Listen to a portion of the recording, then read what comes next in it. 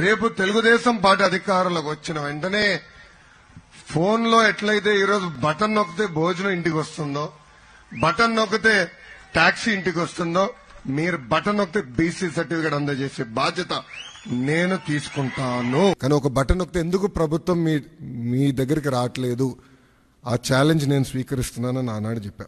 అందుకే ఈరోజు మన మిత్ర ప్రజల చేతిలోనే ప్రభుత్వం, ప్రజల చేతిలో పాలన, మాది ప్రజాప్రభుత్వం, ఈ నినాదంతో ఈరోజు ఇది మేము ప్రారంభించడం జరుగుతుంది. యువగలం పాదయాత్రలో అడుగడుగున ప్రజలు ఎదుర్కొంటున్న సమస్యలు నేరుగా తెలుసుకునే నాకు అవకాశం కలిగింది. దుగ్గిరాల మండలంలో ఎంపీటీసీ గారు పోటీ చేస్తుంటే సర్టిఫికేట్ ఆనాడు ఇవ్వలేదు, కావాలని బీసీ సర్టిఫికేట్ ఇవ్వలేదు. సో ఆ రోజు నాకు అర్థమైంది సిస్టంలో ఒక లోపం ఉంది, ఇది కరెక్ట్ చేయాలి, ఎవరు ఇట్లా సర్టిఫికేట్ కోసం ఎవరు ఇబ్బంది పడకూడదు అనే ఆలోచనతో మొదలైంది.